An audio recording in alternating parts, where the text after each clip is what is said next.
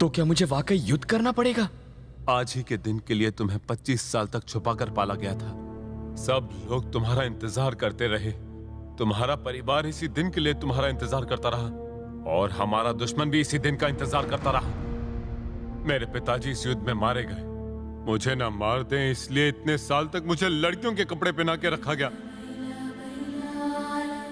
एक औरत के रूप में इतने सालों तक हम इस घर की रक्षा करते रहे तुम्हारे इंतजार में। इस महल के लिए, इस खानदान के लिए तुम्हें लड़ना ही होगा। लेकिन भैया, ये सही कह रहे हैं। जो आग इनके दिल में है वही आग मेरे दिल में भी है। उन्होंने मेरे पापा की आंखें निकाल ली। वो अपनी आंखों से भले ही अपने दुश्मन को मरता हुआ ना देख सके, पर उनके मरने की चीखें तो सुन ही सकते हैं। इसी मकसद को पूरा करने के लिए पापा यहाँ आए हैं। मैं और मेरे पापा एक दिन भी चैन की नींद नहीं सो पाए। हम लोगों को चैन की नींद तभी आएगी जब तक के उन दरिंदों की मौत की चीखें नहीं सुन लेते। मेरे पापा की खुशी के लिए उनकी लाशें बिछा दो।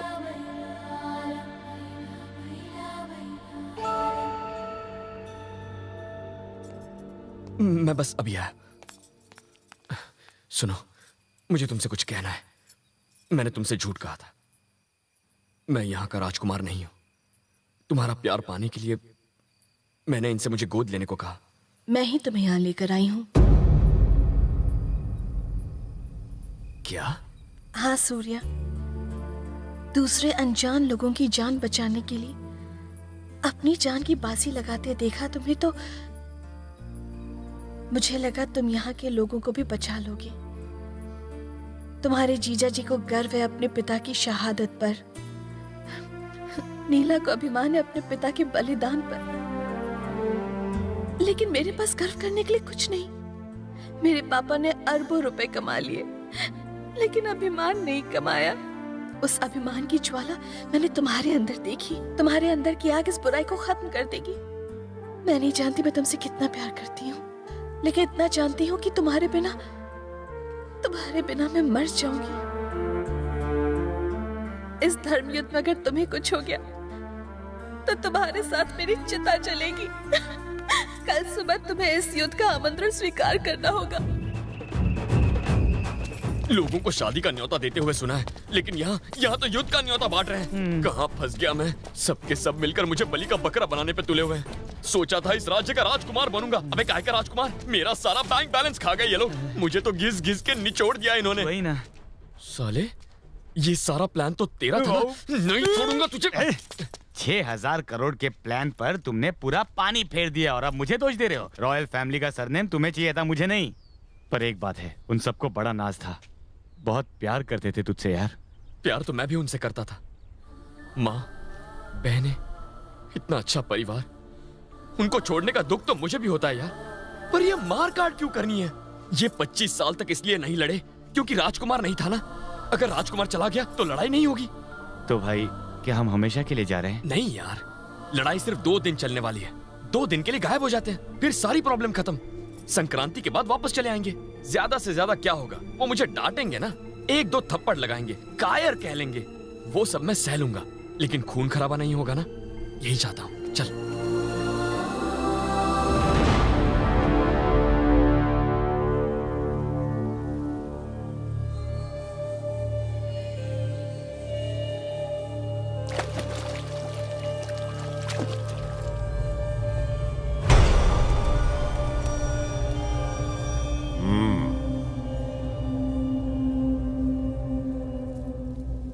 पुजारी, वो लड़का काहे नहीं आया युद्ध करने के लिए?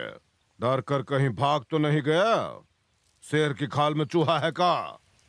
सूर्य प्रताप जब तक नहीं आता है सरकार, हमें उसकी प्रतीक्षा करनी ही पड़ेगी। जिस दिन से उसने हमको ललकारा उस दिन से वो हमारा शिकार है। ढूंढो उसे, हमें उसके 100 टुकड़े चाहिए। सूर्यवंशियों को घसीट कर लाओ। उनकी औरतों को हमारे घर के अलावा कोई मर्द हाथ नहीं लगाएगा। जाओ, खबरदार जो खाली हाथ लौटा तो। याद है ना हमने क्या कहा? हमें उनके पूरे 100 टुकड़े चाहिए।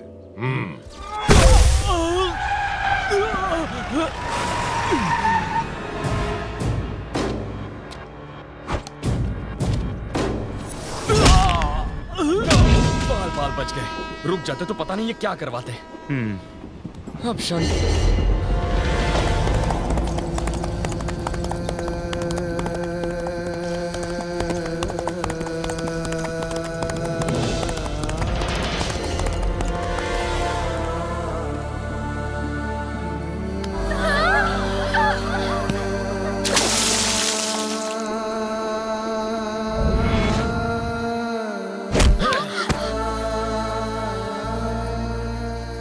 क्यों ईरानी, किसी नामर्द को जन्म दिया था क्या?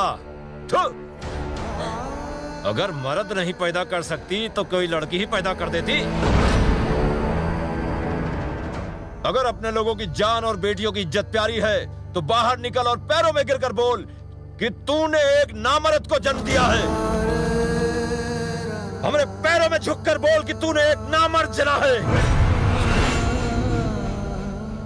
अरे तू बाहर निकलती है या मैं अंदर आऊं?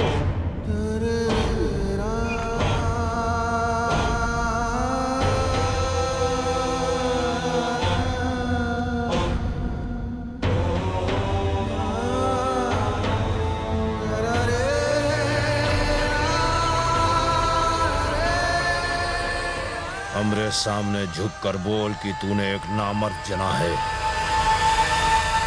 जल्दी बोलो।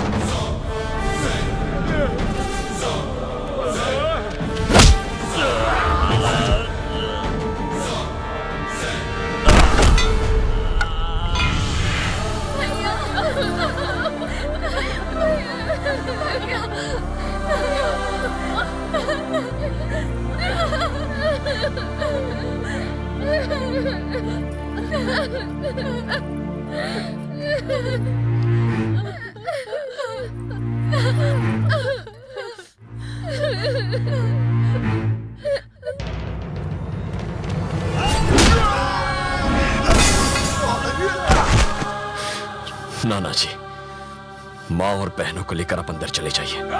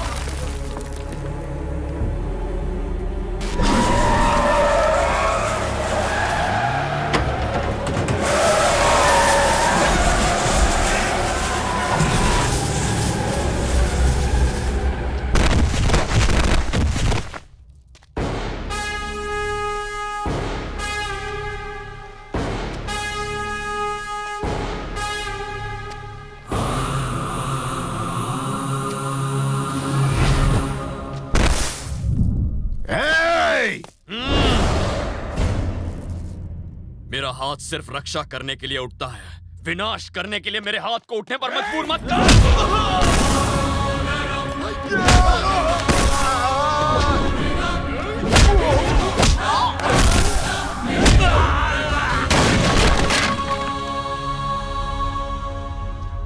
तू मेरा शिकार करेगा?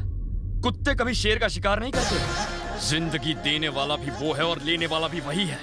इस दुनिया में कौन कितना जिएगा, कौन कब मरेगा, ये सिर्फ और सिर्फ उस ऊपर वाले के हाथ में है, तुझ जैसे शैतान के हाथ में नहीं। जल्लाद कहीं का। हे!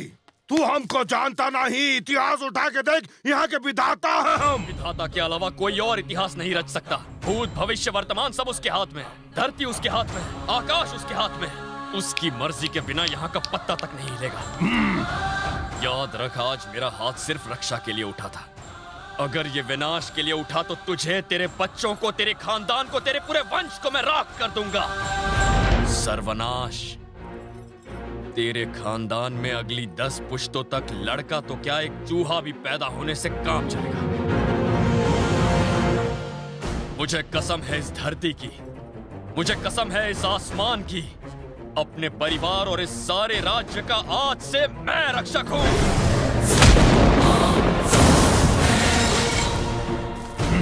अब तेरी नहीं मेरी चलेगी, सूर्या की हुकूमत चलेगी। आज के बाद इस राज्य में और किसी की लाश नहीं गिरेगी। इसे तुम सूर्य प्रताप का हुक्म समझो।